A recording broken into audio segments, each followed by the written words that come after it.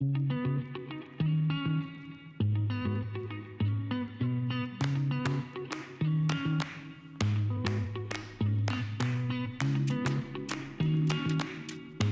volunteers are an absolute crucial part of Carnival because they are who make Carnival, you know. There's been hundreds and hundreds of other volunteers, and it's the volunteers that bring the vibrancy, and they want to do it, so they make it. Part of the reason we set up the committee, the Carnival committee, you know, is pushing for a committee that didn't stand on one person or individuals, that actually would revolve and evolve and mature over time. The committee members, we are all volunteers, and what we do is we all have a passion of giving something back to our community. Our reward is seeing the smiles on everyone's faces and seeing the joy that Carnival brings.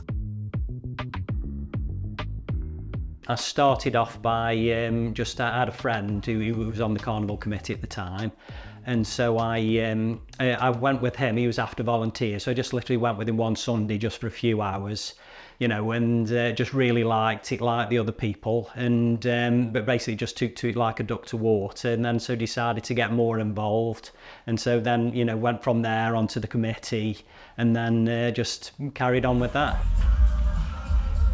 I've lost count of how many years, but it must be 20 plus. Rob Burns, he just asked me to come over to give a hand where needed, because he knew I was experiencing various spaces and he used my help, basically. That's when it all started.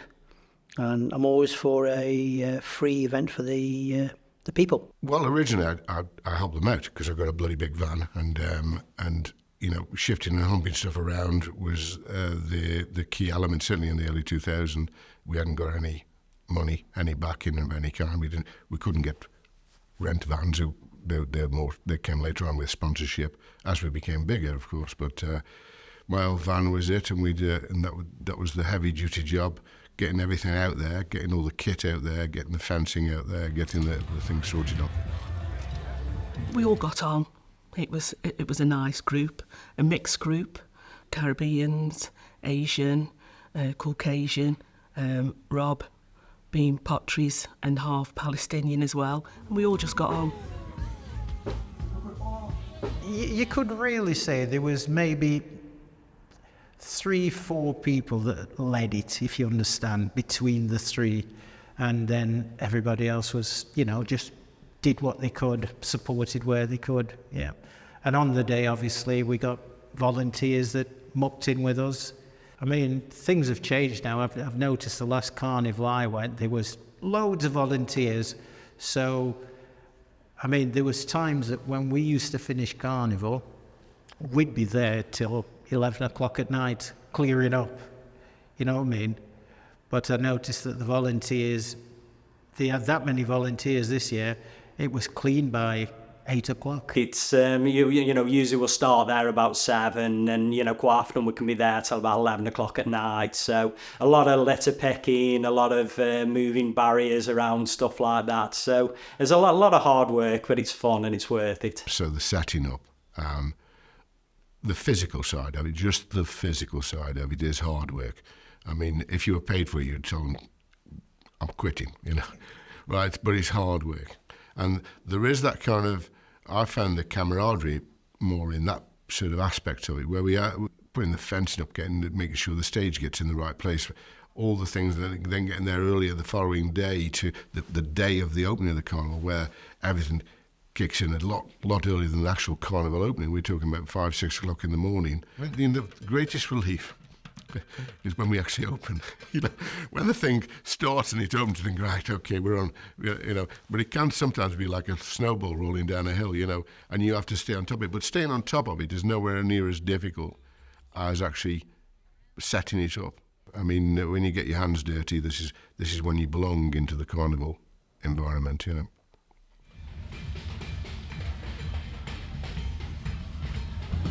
It's a great carnival for the people. It's just assisting the public to come on down and enjoy themselves. I've virtually done basically nearly everything, like welcoming them through the gates, passing out the programmes, stuff like that. And I do remember when I first did that job, I tried to put a smile on the public's face. You can't come past me without smiling. So I just changed my demeanour, and they immediately smile or laugh. So it's communicating with the public rather than they just walk through, usually heads down, or they don't know what to expect. There's, here we are, there's a programme. Have a look through that. Enjoy yourself. It's getting people to integrate, but it's not just only for the Afro-Caribbean community, it's for everybody. You know, my ethnicity is Oriental, so if it attracts anybody, everybody's welcome. To see people with smiles on their faces, enjoying themselves, that's it for me, really. Make people happy. The team is ever growing. It's crazy to think from one person in 2022, 2 years later, we have a team, including volunteers and everyone else, of in excess of like 100 people. So it's crazy, you know, it grows, and it's lovely because it's community. You know, it's community, it's heritage, it's family, it's culture, and, you know, I really hope that it's something that we can just keep going till the wheels come off, basically.